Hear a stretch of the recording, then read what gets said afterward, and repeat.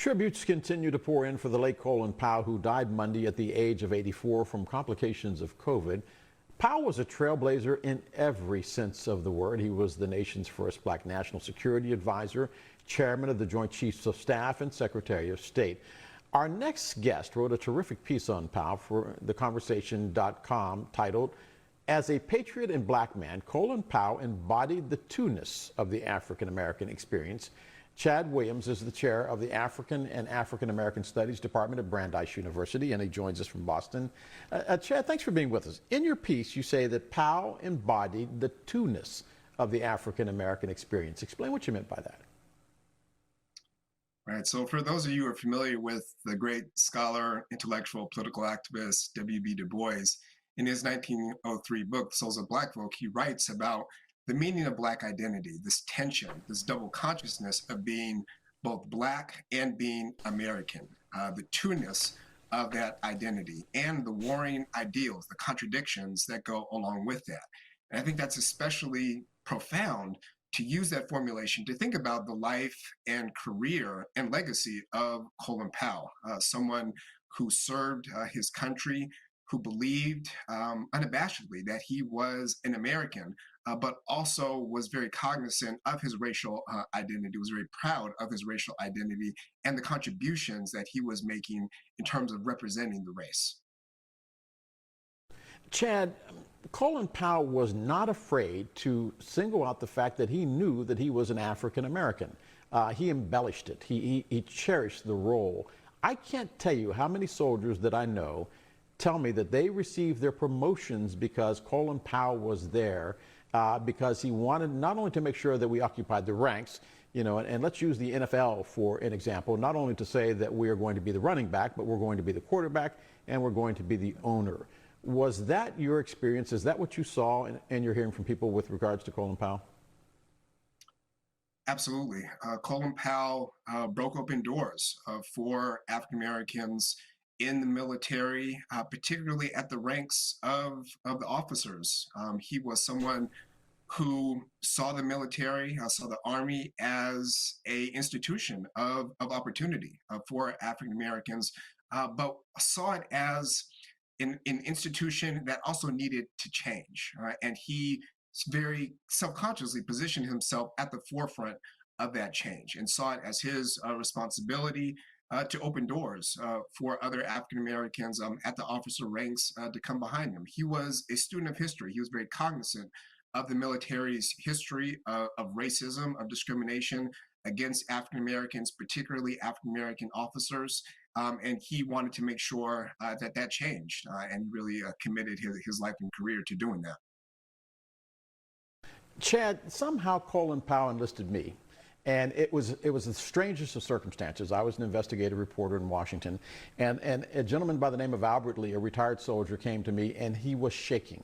In his hands, he held a series of photographs that were of a massacre in Wereth, Belgium, which was just outside the Battle of the Bulge. The men and the soldiers in the photographs were members of the 333rd Tank Battalion who had been massacred by the Nazis. They didn't want to try Germans during that time after World War II for killing blacks, and Colin Powell knew this.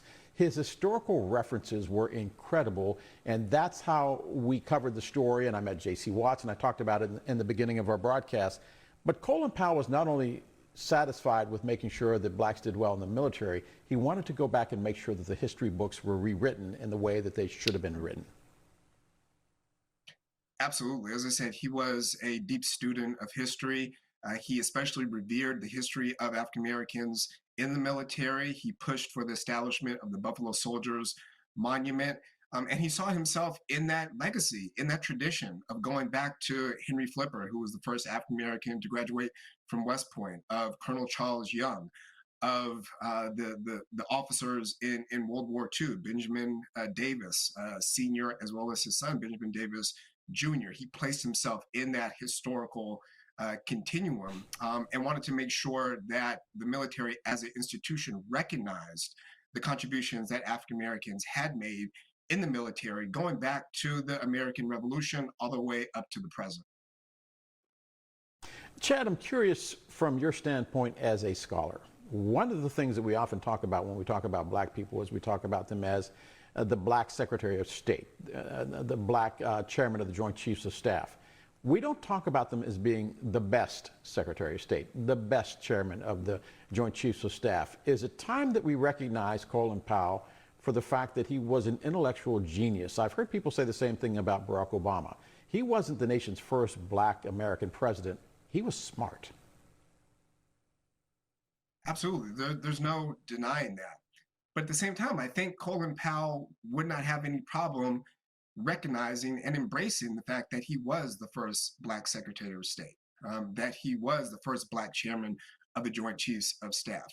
He believed that race was real, that it shaped his life, that it shaped the lives of countless other people in the country, and that is something that needed to be acknowledged, while at the same time, he personally felt that race was something that should never hold the individual back. And certainly he believed that it should never, that it did never hold him back.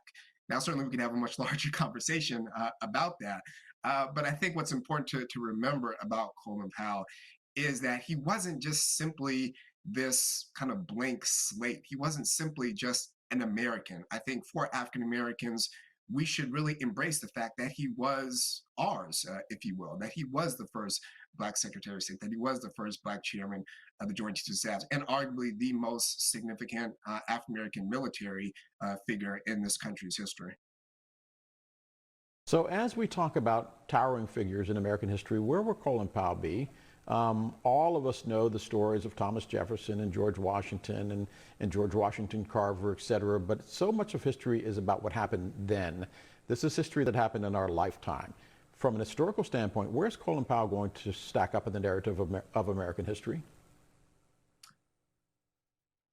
I think he's going to be a very complicated figure in many ways. He's certainly singular in terms of his contributions, what he represented, what he accomplished in his military career as well as in his civilian career. But I also think that as a historical figure, as a public figure, rightfully so, he's open to criticism, that there were mistakes that he made, that there's questions that we can rightfully ask about what it meant to represent the United States, what it meant to represent a country that did not represent African Americans in the truest sense of their citizenship and their rights, what it meant to wage war against other people of color. So I think he's going to be remembered as an individual who broke down barriers, who made remarkable contributions, and at the same time, someone who we should think about the totality of his experience and his service in a complicated way. Chad, final question, and I've got about 30 seconds left, but Colin Powell was a guy of humble roots, humble actually academic origins as well. You're a Brandeis guy. Are we paying enough attention to the fact that America is a place where people like Colin Powell can come up through the system no matter what university they graduate from? Absolutely. I think, as Colin Powell, someone who started at New York City College, he really demonstrated that it's really not your academic pedigree. It doesn't matter, if you went to an Ivy League university. It's really about what you do with that education, all right, and how you commit to using the knowledge that you gain, whether it's in the university or outside of the university, what you do with that knowledge and how you commit to a sense of service in doing that. In Colin Powell's case, that sense of service was connected to the military, but there's so many other routes, opportunities, avenues for African Americans to utilize their educational experiences, formal and informal, for the greater good. And I'll say it for you, by the way, Brandeis is all right. I mean, it's a decent school. Chad Williams is the chair of the African and African Americans Study Department at Brandeis University. Chad, as always, thanks for being with us this morning.